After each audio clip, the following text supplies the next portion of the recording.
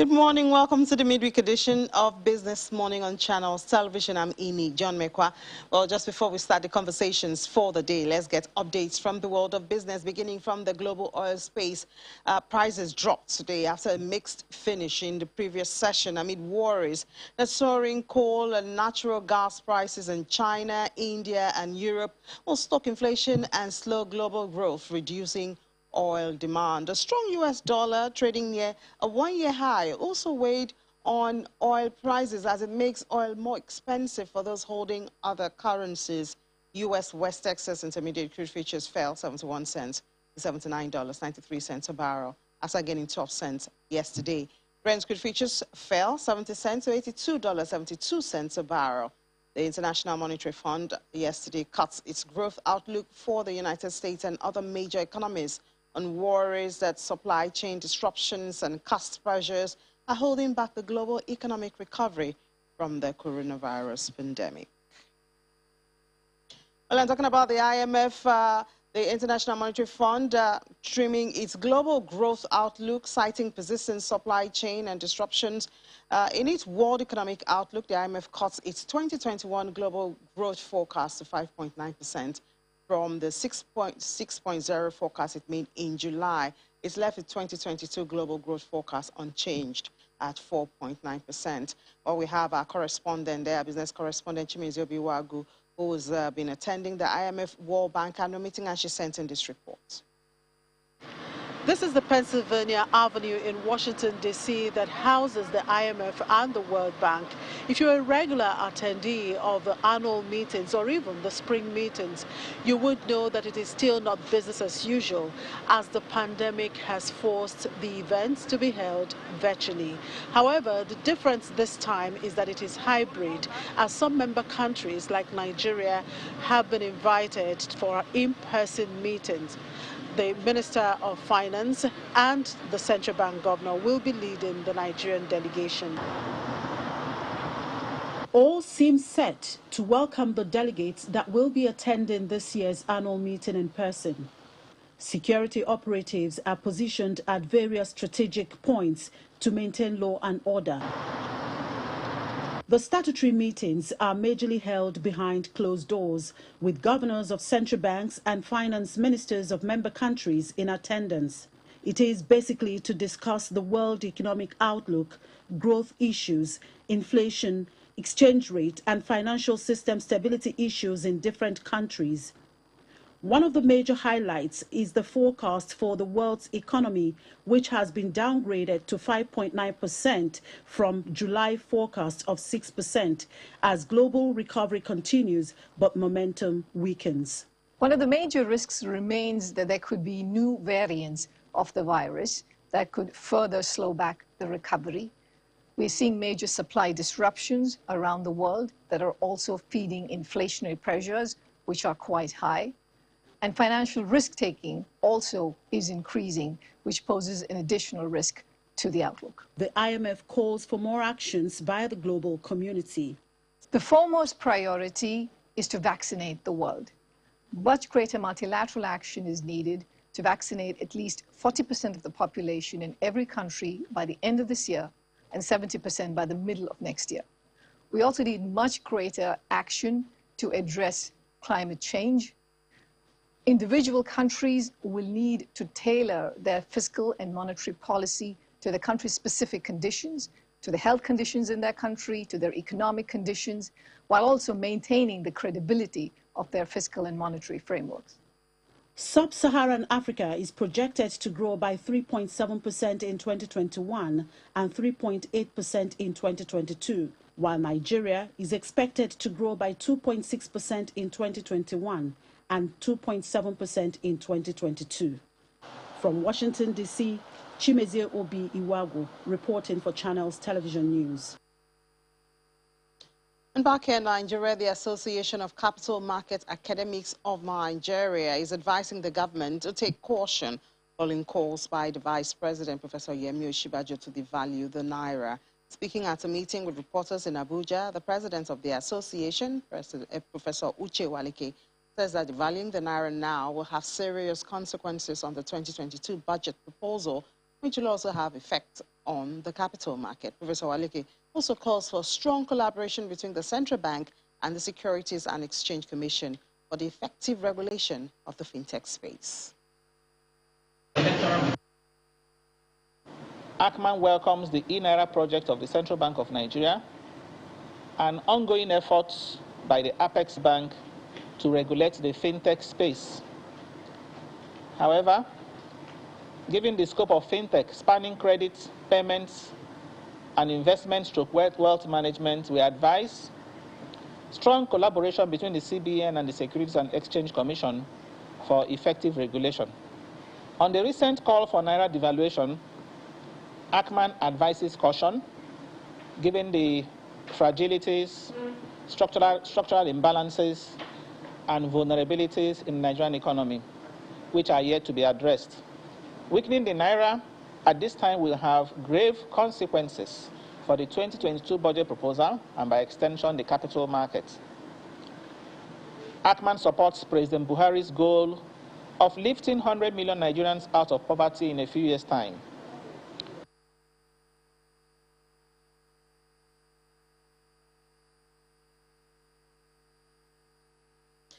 Well, to our first conversation for the day, the federal government has allocated 4.2 billion naira to the Ajaokuta Steel Company Limited for the year 2022. This was disclosed in the 2022 budget details, and this obviously is a follow-up to what the Minister of Mines and Steel Development said in July, that Ajaokuta Steel Company Limited will function to capacity before the end of this administration. That's the administration led by President Muhammadu Buhari.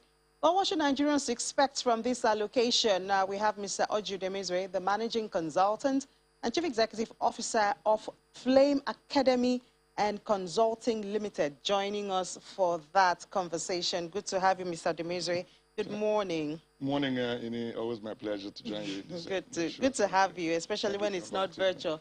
Yeah, well, we mix everything now. It's hybrid.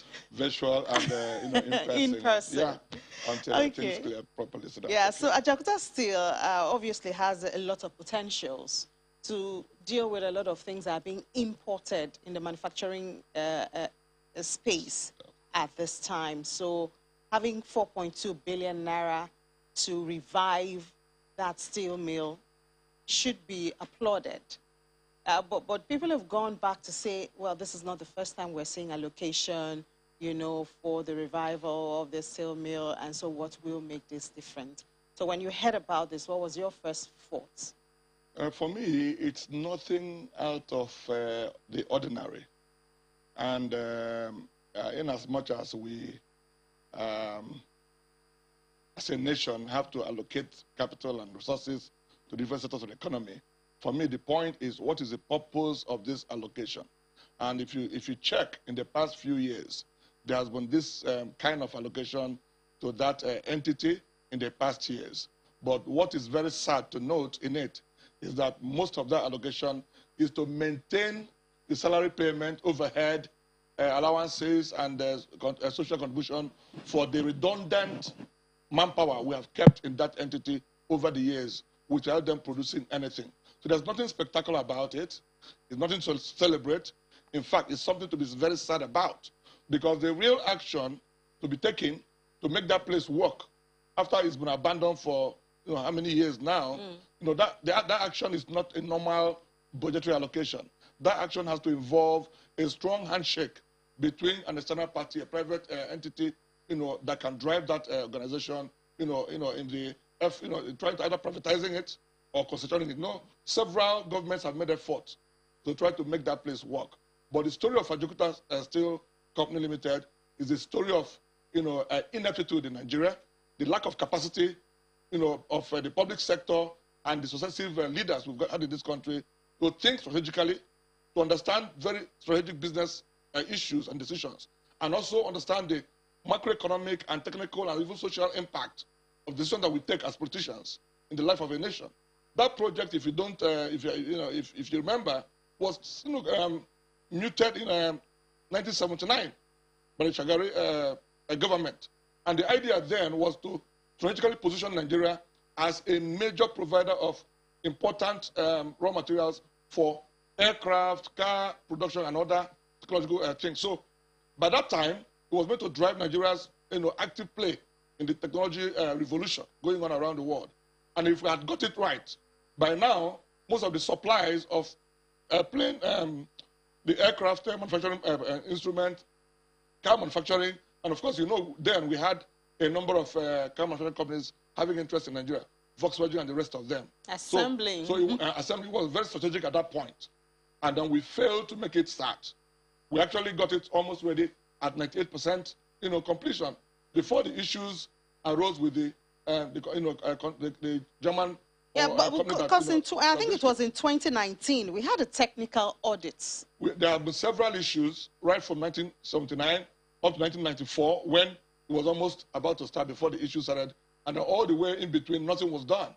And then even the Obasanjo government tried to concession the place, the Russian company and all of that, and then that held on until Musa Yar'Adua came in, and it felt that it wasn't properly done, and the company was, asset stripping and, acting against the interests of Nigeria, and that matter went to court. So what Buhari's government has tried to do is to see how to settle the matter in court, and then they made a promise back then in 2016 that this place will work before this government goes. Yes. 5 years down the line, nothing different has been done, no change, as they promised us. Everything has remained the same way, and these allocations you see continue to drain this nation in entities that produce nothing for us. It's just a normal allocation, much of which is for the current expenditure, and a little capital budget for the normal maintenance. And human beings like you and I still go in there every day, I suppose, doing nothing from money. Those in accounting are accounting for nothing because we don't produce anything. No sales are made, nothing is done. People come in different departments and they are there idle. And that is the story of this nation. Story of celebrating mediocrity and redundancy. Story of wickedness and immorality. People are meant to be engaged and they're not doing anything and still go there. So the minister has once again, I mean, that was in July, though, expressed the determination of this administration to ensure, that it works before the administration comes to an end. You have mentioned there have been attempts at concessioning it. You've mentioned privatization, getting the private sector involved. To drive it. Yes, but this is a huge project, which will require huge capital, so this might also limit the involvement or the number of capable private sector players, in it. From your perspective, from where you are sitting, how do you see this project getting, jump-starting? They've tried to work on the legal disruptions and disputes that we had on the issue. To be very honest with you, nothing much has been done except the meeting our president had in, I think, Russia 2019 to restart the discussion towards how to concession it. Had a meeting with Vladimir Putin, Russian president, towards making sure that happened. But maybe with COVID and all of that, everything was stalled. Looking at it today, and 2023, when this government must end, you know that once we turn over the leaf of this year and next year, political activities start, and attention moves away from infrastructure and all of that. So to be real and to say it the way it is, this Ajaokuta Steel Company issue continues beyond this government. I don't see the ability and capacity and political willingness and business savviness that is required to get into that agreement that will enable these people coming early enough to do all the work. They have to do an audit. They said 60 or so engineers are meant to come in. You know what you left off 1979? Remember, these are engineering equipment. By now, wouldn't they have all rusted away? Many of them damaged, and you have to reassess them. The technology of that time that's required to make it efficient might have all changed. Even to be sincere with ourselves, the relevance of that entity in today's economy, is it really going to be cost-effective for us? If we're able to even start the production of liquid steel, do we still have a market for it? And the current supply chain, will it twist just to favor us? Or are we going to struggle to find market for it? No, well, when we talk about market, because I had a conversation with some manufacturers. I mean, things as small as travel bags, they have to import the the bolts and the nuts. Everything. You know, and this, I mean, Ajaokuta can actually deal, Ajaokuta, even if this is the only thing it does for right. the nation, it cuts a lot of foreign exchange that is being sent out the country. I totally agree with you. Ajaokuta Steel Company, whether it's Delta Steel and the one we have in Kaduna, is also very big. If we have them, there's no doubt that they will still help, even if it's not the original intention of producing liquid steel for aircraft and cars and all of that, because the car manufacturing companies have left us, and only a few are here. Was it a year or two ago? Volkswagen went to Rwanda. So, but they could still be tailored to produce other important input materials for the manufacturing sector of this country. And mind you, Nigeria's manufacturing capacity is so large that we can actually feed the whole of Africa. And when we were having the US and China trade dispute, Nigeria could come in to do a lot of things for US that China could not do for them in the midst of that dispute. And these are opportunities, and in the current African Continental Free Trade Agreement, Nigeria is being looked upon by the rest of Africa as a big brother that will, fill in the gap in the manufacturing segment of the African economy, whereby they expect a lot of things to be produced here and shipped to the rest of Africa. But today we are still struggling. And we do have the human resources. We do have the human resources. We have the human resources, but we don't have the technical, we don't have the quality leadership to drive and harness these resources to make this country a giant of Africa that it should be. So if the private sector were to be involved, well, how do you see this happening? I mean, assuming everything is in place and we want to get it working. The private sector, whether domestic experts or foreign experts, is always, the game changer if you want to drive infrastructure development and, the growth of an economy. But Nigeria, for one reason or the other, the political space, the public sector has remained very reluctant to release projects with private sector. And when we discuss the modalities, concessioning modalities, whether it's build, operate, and transfer, all the PPP models, most times we discuss them with some selfish interest, on the table, vested interest. People are trying to, make agreements that will support their personal enrichment and their families, for years. And nobody thinks Nigeria. And at the end of the day, those agreements get stuck, and stuck. Whether it's about East-West Road or about Lagos-Ibadan Road or all other projects that are meant to be, moved to PPP model, we are unable to create the legal framework and the economic will to allow these people run. And when they start running, we quickly come back and say, oh, they're not doing it right, and we take it back. And then, because we're always filling in our contractual obligation, we say one thing today, concession, and tomorrow another government reverses it. Many investors are now very worried and careful in dealing with Nigeria's, contracts, like PPP engagement. So that's also what is slowing down our huge infrastructure need in the midst of a very big gap that requires trillions, hundreds of trillions of naira to meet up in the next few years. So we need to change the perception to attract more private Nigeria sector. needs to begin to elect leaders who may not have all the degrees, but who have the capacity to run businesses. Leaders who have some background in private sector engagements. Either they have run businesses successfully, or they have the capacity to understand business discussions, business strategies, vision, and direction. Nigeria is still electing leaders based on... But ministers can do that. I mean, don't you think ministers... That's why we have Minister of Trade. At the end of the day, the buck ends on the desk of the president. And if you have a president who cannot grasp what we are discussing, you can do all your proposals, and at the end of the day, it ends there. So we need leaders who can think in the 21st century manner, not leaders who are trying to trace the root of cows when people are traveling to the moon to get things done. All right, Mr. Ademizwe, thank you so much for being a part of the show. The Managing Consultant and Chief Executive Officer of Flame Academy and Consultant Limited, Mr. Oji Ademizwe, joins us to share his thoughts on the Ajaokuta steel. This morning, we'll take a break. After that, we'll go to the FX commodities market. Do stay with us. It's Business Morning on Channel.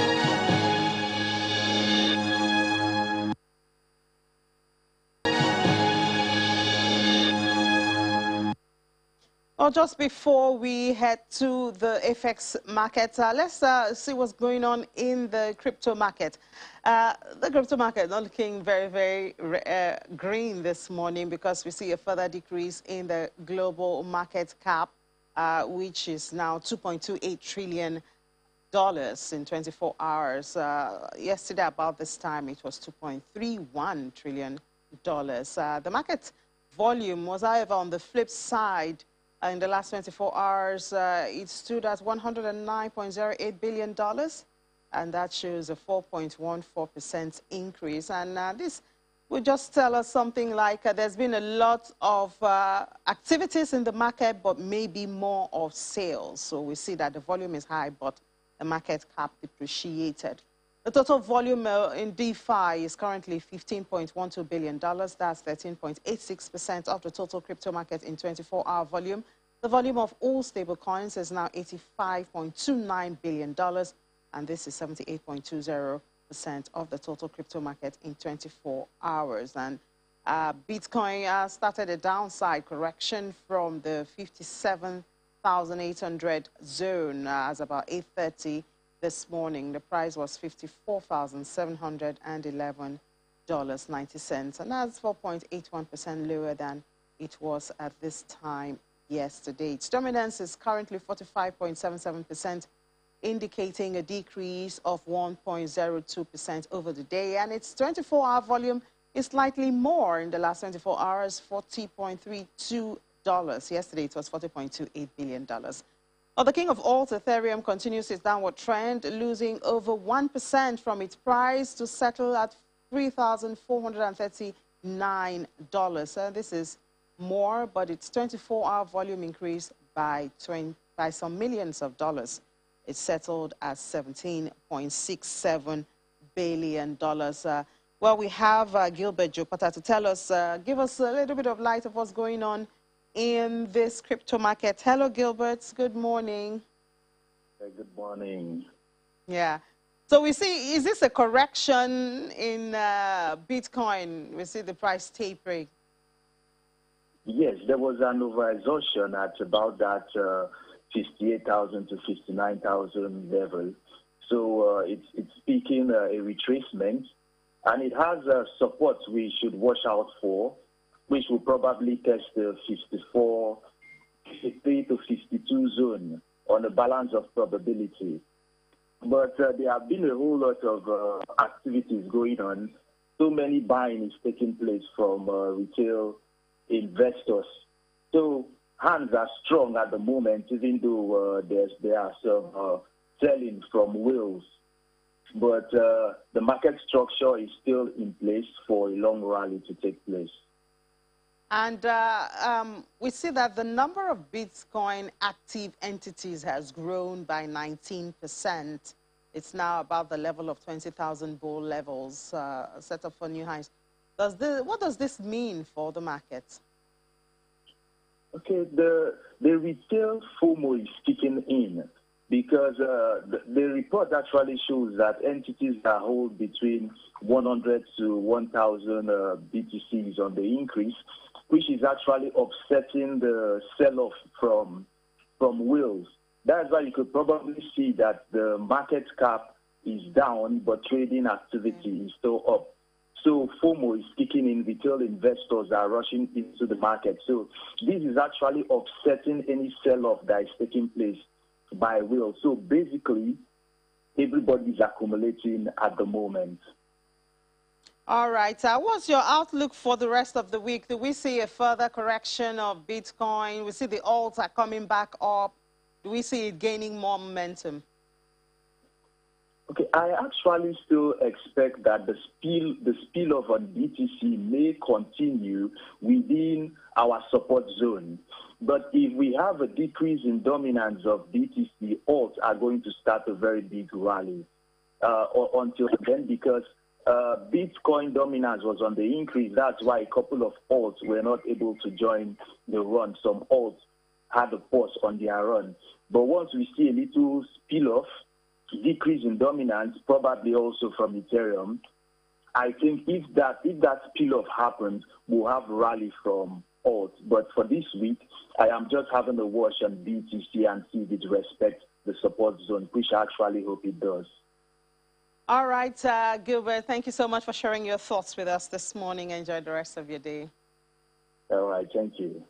Okay, so let's look at the top gainers and losers in the crypto space. Binance Coin seems to be coming up. It's gained over 9% in 24 hours and was at $442 this morning. Solana is also making a comeback for Hopefully it will be sustained. It's heading to a 2% increase on its price. Polkadot also gained this morning. USD Coin and Uniswap were also on the green list. Now, looking at the red list now, Cardano is still in the red zone, over 1% off its price. And also we have XRP is still there. Dogecoin lost 1.23% in 24 hours, and Terra shed 2.43% to settle at $36.47 this morning.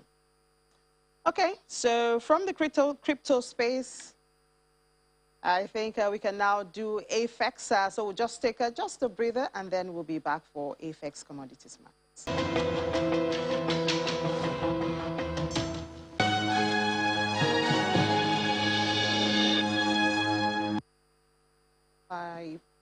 Okay, you're welcome back. So to give us what happened in the FX commodity space for the week ended the 11th of October, we have, as usual, Michael Martins joining us from our Abuja studio. Michael Martins, portfolio manager at FX. Hello, Michael. Good morning. Hi, Ini. Good morning. It is always a pleasure to be here. Good to have you too, Michael. So bring us up to date on the activities in the market up to the 11th of October. Thank you very much, Ini. So if you take a look at the data in front of us, we would see that the total value of transactions traded on the exchange in the week under consideration fell by 67.2%, from around 148 million naira to close to trading week at 48.59 million naira. However, the total number of contracts traded on the exchange went up by a factor of 7.98, from 5,980 contracts to close to trading week at just over 53,000 contracts. With the number of deals, we also saw positive to the tune of 12.8%, from 39 deals last week to close this trading week at 44 deals. The ACI, which is the AFEX Commodities Index, and the AEI, which is the AFEX Export Index, both remained unchanged at 427.34 and 168.08 points, respectively. With regards to the volume of contracts traded on the exchange in the week under consideration, there was a general increase as stated earlier, with the biggest changes happening with soybean, which went up from 872 contracts traded last week to trade over 3,000 contracts this week. And we also saw the biggest change with regards to positives with cocoa, which traded 2 contracts last week to trading over 400 contracts this week.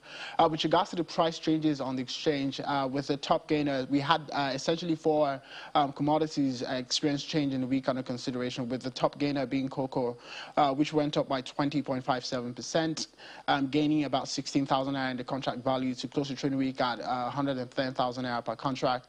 Then we also have maize, which went up by 4.37%, gaining 879 naira in the contract value to close the trading week at 21,000 naira per contract. With regards to the rares, which are the losses that we experienced with commodity prices, soybean would be the major culprit, which went down by 9.27%, losing 3,585 naira in the contract value to close the trading week at 35,098 naira per contract. And then we also have paddy rice, which fell by 1.67%, losing 366 naira in the contract value to close the trading week at 21,498 naira per contract. So those are largely some of the changes that we experienced on the exchange in the week under consideration. And as we always say, if you want to know more about the commodities market, you can always go to our website, which is www.afexnigeria.com. And if you want to get started trading commodities, you can always download our app, which is available on iOS and also on Android. All right, Michael, so let's take the conversation a bit further about that top gainer, cocoa, catching our attention, while also taking into account factors that may have influenced the markets. That's a review of the cocoa market. FX was also looking at the commodities harvest season prospects, particularly because the new season has just begun. So reflecting on the last season, how would you say that the cocoa market performed generally? So especially when we're talking about export products, there are two major dynamics that we have to take into account. The first is basically, all of what happened in the local market, which essentially what we saw last season was that prices started skyrocketing, I think, in the first 2 or 3 months after harvest. And then those prices tended to stabilize, I think, within the months of February and March, and then just relatively stayed unchanged towards the end of the commodity trading season. Part of that was, due to the fact that so we didn't necessarily have as much volume as we expected last season, and it was some of that volume was also complicated by the fact that the rainfalls didn't stop early enough, which would ideally have given the farmers enough ample time in order for them to dry the commodity before they then push them out for sale.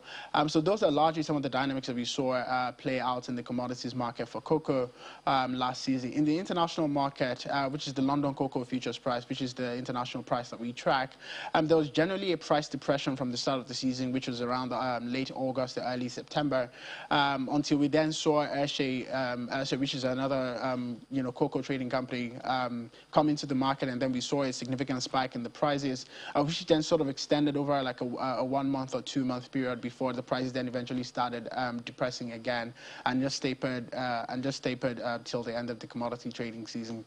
So by and large, I think the commodities market last season did particularly well, not as well as we expected it to perform, but then we did see price increases, particularly in the first 2 or 3 months of the season, to the tune of about 20 to 30%, and that was already and that was significantly profitable for people who had got into the market at that particular point in time, particularly for people who had spot contracts. So those are largely some of the dynamics that we saw play out. I think another key issue which is worth mentioning was also the fact that, and this would also more aptly affect the international market, was the fact that COVID-19 also affected consumption a little bit, not significantly, in the sense that some people, there were a lot of lockdown in Europe, which is like the major, which if not the absolute, major consumption, the people who consume chocolate the most.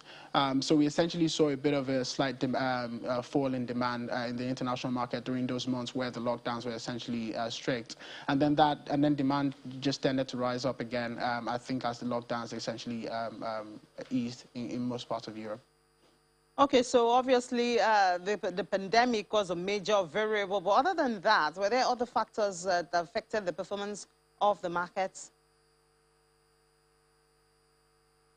So yes, so apart from the COVID-19 pandemic, which affected the price, rainfall was also another factor, and let me explain what I mean. So usually for people who cultivate cocoa, and they, as much as they need the rainfall in order to cultivate so that the fruits can come out as early enough, they also need the rainfall to stop when when they need it to stop, so that it can, because most of the people who cultivate the crops essentially use the traditional method, for drying the crops, which is essentially to lay them outside and then allow the direct rays of the sunlight to actually dry them. But then, due to the fact that the rainfall was essentially delayed, they could not essentially do that to the tune that they wanted to. So some of them were forced to ship out some of the commodities that they had cultivated, before they essentially lost them. So now what this does is that this significantly affects the quality of the cocoa that comes into the market for international buyers to buy.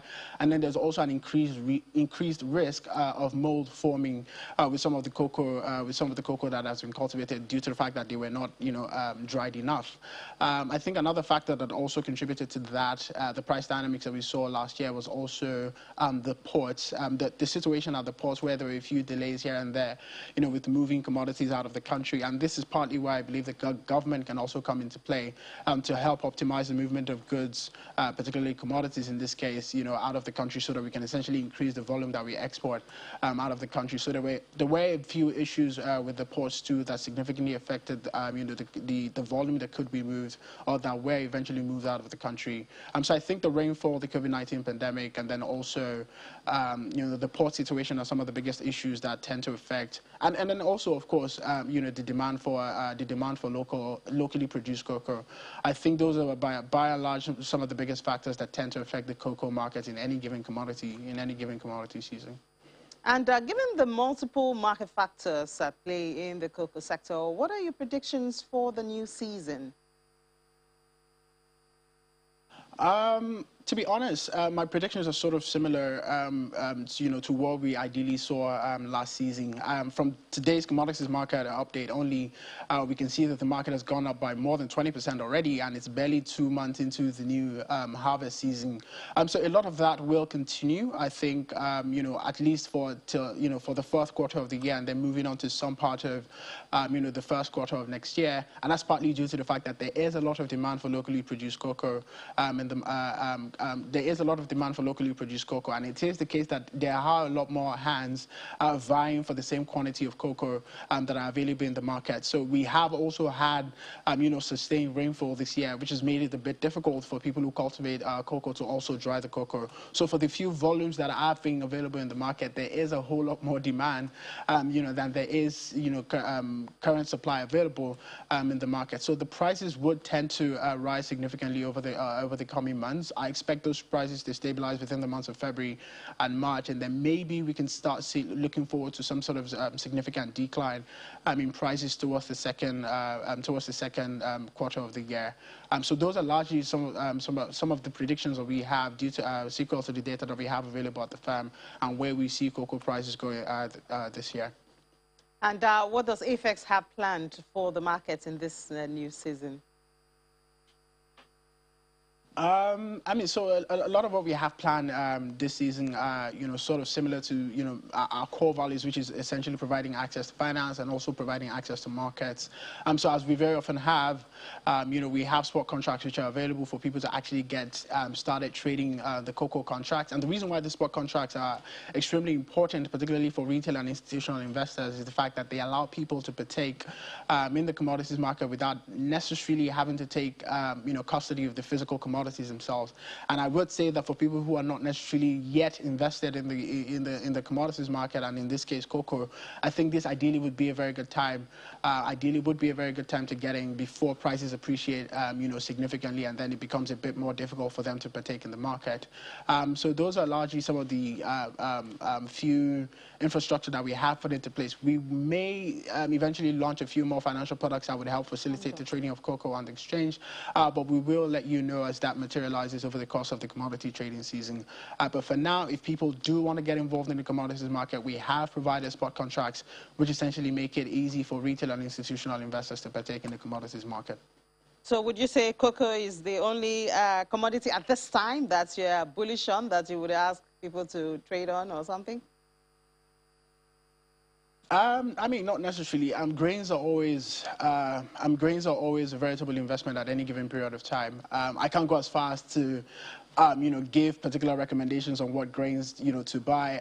We do have people for that can take you through, what the process of investing is and inform you on how best to go about that entire process.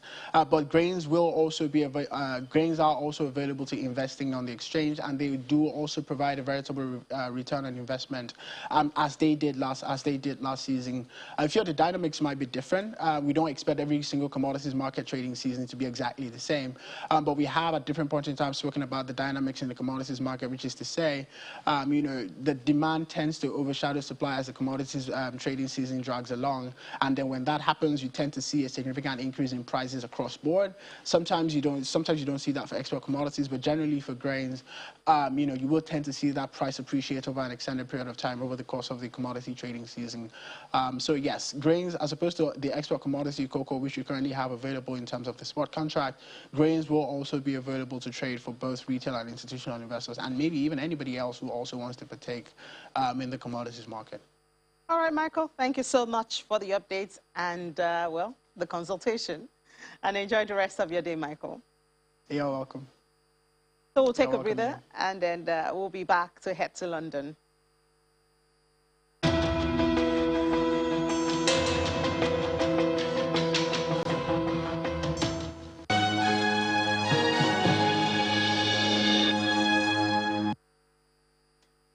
A ray of light or not, as the United Kingdom sees its economic growth pick up after July's drop. We have Juliana joining us from our London studios for the details. Hello, Juliana. Good morning.